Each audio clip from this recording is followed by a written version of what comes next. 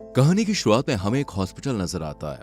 असल में इस आदमी की बीवी इसके बच्चे को जन्म देने वाली थी, लेकिन अफसोस इसकी बीवी पर खराब मौसम के दौरान आसमानी बिजली टूटकर गिर जाती है और उसकी बीवी मर जाती है। लेकिन डॉक्टर उसके बच्चे को बचा लेते हैं। ये बच्चा नॉर्मल नहीं था, बल्कि इसे रेयर जेनेटिक डिसीज होती है जिसे अल्बिनिज्म कहते हैं। इस बीमारी में शरीर की पिगमेंटेशन खत्म हो जाती है, जिस वजह से शरीर सफेद हो जाता है। यह आदमी अपने बच्चे को ही मनहूस समझता है, क्योंकि इसे लगता है कि बच्चे की वजह से ही उसकी बीवी की डेथ हुई है, इसलिए वो इस बच्चे को यहीं छोड़कर चला जाता है। जब एक घर में बूढ़े आदमी की डेथ हो गई थी, इसलिए यहाँ पुलिस छानबीन करने के लिए जाती है। इस केस को डग बर्नम नाम का पुलिस अफसर देखता है। छानबीन के दौरान डग बर्नम को इस बूढ़े आदमी के घर पर कुछ ऐसा दिखाई देता है जिसे देखकर डग की आंखें भी खुली की खुली रह जाती हैं। इसके बाद डग जेसी नाम की एक साइकोलॉजिस्ट से इस बारे में बात करता है। डग की बात सुनकर डग और जेसी उस बूढ़े आदमी के घर जाने का फैसला करते हैं और नीचे बेसमेंट में पहुंच जाते हैं। बेसमेंट में हमें अलग से लड़का दिखाई देता है जिसका शरीर पूरा सफेद था और इसके शरीर पर एक भी बाल नहीं था। जैसी ही इसे देखती है वो हैरान रह जाती है। वो लड़के से उसका नाम पूछती है। लड़का अपना नाम जेरेमी बताता है। आपको बता दें, जेरेमी वही लड़का है जिसे उसके पिता हॉस्पिटल में मनहूस समझकर छोड़ गए थे, जिसके बाद उसके दादाजी ने उसे अपनाया और इसे दुनिया की नजरों से छुपाकर घर में ही रखा। यानी जेरेमी अब तक बाहर नहीं गया था और ना ही इसकी पढ़ाई स्कूल से हुई थी, लेकिन फिर भी जेरेमी के पास बहुत सी किताबें थी। भले ही जेरेमी शारीरिक तौर पर मजबूत न था, लेकिन मानसिक तौर पर उसका कोई भी मुकाबला नहीं कर सकता था। तभी तो जेरेमी को अपनी लाइब्रेरी की हर एक किताब का एक एक पेज याद था। दादाजी की डेथ के बाद जेरेमी बिल्कुल अकेला हो गया था, इसलिए जेसी और डग इसे ऑर्फनेज में ले जाते हैं। जेरेमी पहली बार अपने घर से कहीं बाहर जा रहा था, लेकिन जैसे ही जेरेमी ऑर्फनेज में जाता है तो सभी बच्चे से घूरने लग जाते हैं। जेरेमी हर वक्त काला चश्मा पहन कर रखता है, क्योंकि उसकी आंखें बहुत ही सेंसिटिव थी। वो सूरज की रोशनी नहीं झेल पाती थी। यहाँ के बच्चे जेरेमी से चम्मच को बैलेंस करने के लिए कहते हैं। पहले तो जेरेमी ऐसा करने से मना कर देता है, लेकिन फिर जॉन उसे धमकाता है और जेरेमी किसी तरह चम्मच को बैलेंस कर देता है और तभी वहां मौजूद सारे चम्मच इस चम्मच से आकर चिपक जाते हैं। ये नजारा देखकर सभी की आंखें खुली की खुली रह जाती है और जॉन जेरेमी की ये पावर देखकर बहुत गुस्सा हो जाता है। अगले सीन में हमें जेसी नजर आती है, जो कि जेरेमी के शरीर की जांच करवाती है। चेकअप करने के बाद डॉक्टर बताते हैं कि जेरेमी की बॉडी एकदम नॉर्मल है। जेरेमी हर वक्त चश्मा लगाता था, इसलिए जेसी जेरेमी के लिए लेंस ऑर्डर कर देती है।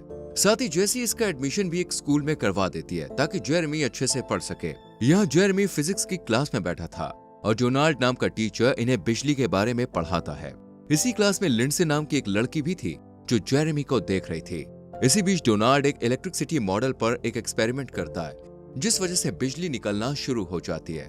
बिजली को देखते ही जेरेमी का शरीर कांपने लगता है। धीरे धीरे ये बिजली इतनी ज्यादा बढ़ जाती है कि सीधा जेरेमी के पास आ जाती है। बिजली को देखकर ऐसा लग रहा था जैसे जेरेमी इसे अपनी तरफ खींच रहा है। ये देख डोनाल्ड बिजली को तुरंत ही बंद कर जेरेमी को हॉस्पिटल लेकर जाता है और जब डॉक्टर्स जेरेमी का चेकअप करते हैं तो देखते हैं कि इतने बड़े शॉक के बाद भी जेरेमी को कहीं चोट नहीं आई और ना ही उसे कोई जख्म हुआ है।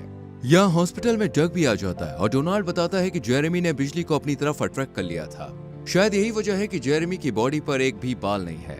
ये सुनकर डग जेरेमी से मिलने जाता है, लेकिन जेरेमी कमरे से भाग जाता है और अकेला सड़क पर दिखाई देता है। तभी रास्ते में जेरेमी की लिंडसे से मुलाकात होती है। जेरेमी इससे इंटरस्टेट रेलवे लाइन का पता पूछता है और अकेले ही रेलवे ट्रैक से अपने घर के लिए निकल जाता है। लेकिन तभी रास्ते में डग सामने आ जाता है और जेरेमी से वापस चलने के लिए कहता है। पहले तो जेरेमी इससे मना कर देता है, लेकिन बहुत जिद करने के बाद वो वापस इसके साथ चला जाता है। यहाँ पर इसको एक कमरे में ले जाते हैं जहाँ बहुत सारे लोग थे।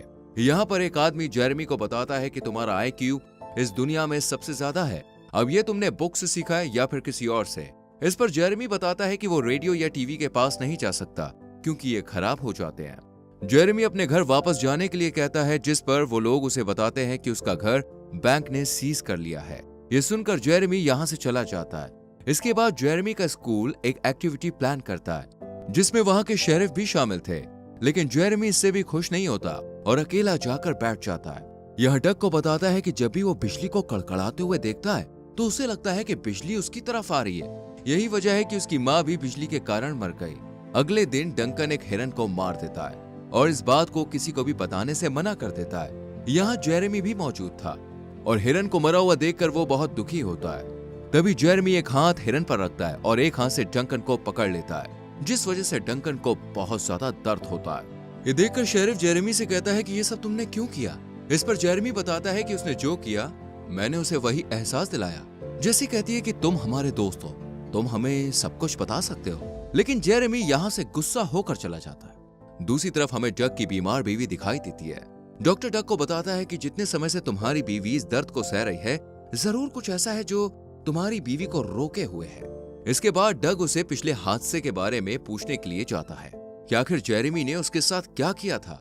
इस पर डंकन बताता है कि जब जेरेमी ने उसका हाथ पकड़ा था तो वो हिरन की तड़पती हुई एक एक सांस को महसूस कर पा रहा था। उस वक्त वो बहुत ही दर्द में था। ये सुनकर डग जेरेमी को अपनी बीवी के पास लेकर जाता है ताकि वो उसकी बीवी के बारे में भी कुछ बता सके।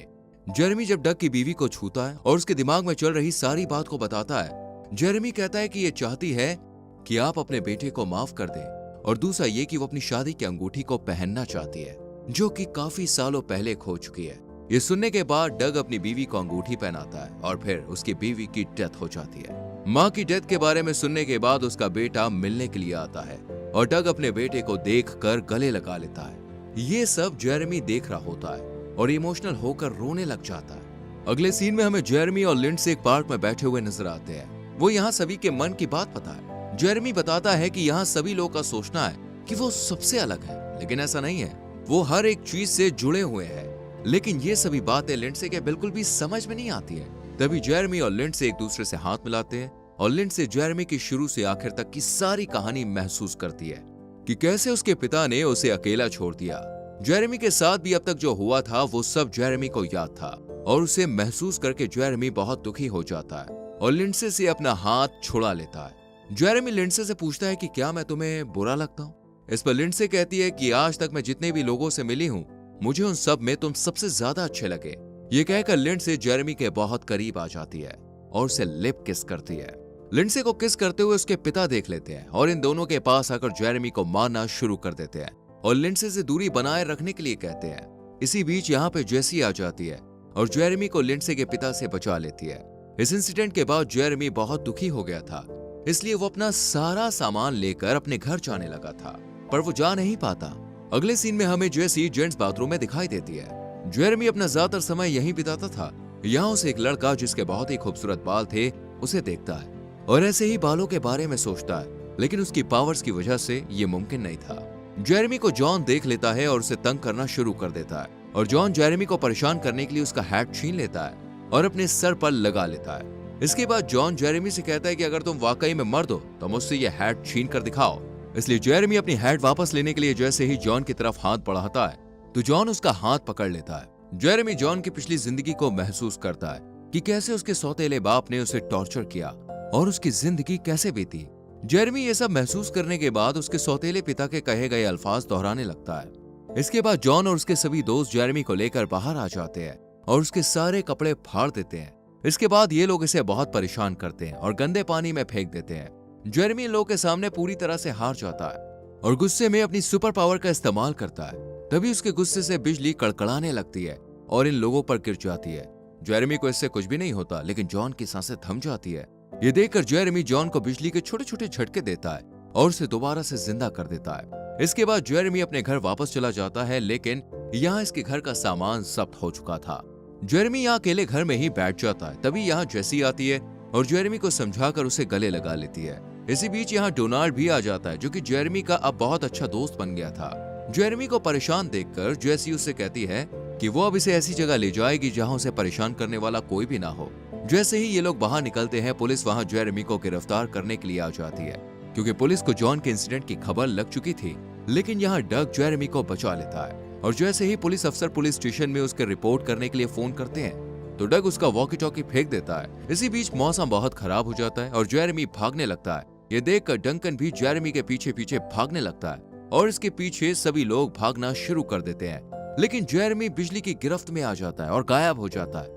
ये लोग अफसोस से ज्यादा खुश होते हैं क्योंकि जेरेमी अब उस जगह पहुंच गया था जहां उसे होना चाहिए था और फिल्म यहीं पर खत्म हो जाती है। दोस्तों, आपको इस मूवी की एक्सप्लेनेशन कैसी लगी मुझे कमेंट करके जरूर बताएं। वीडियो को लाइक और शेयर करें।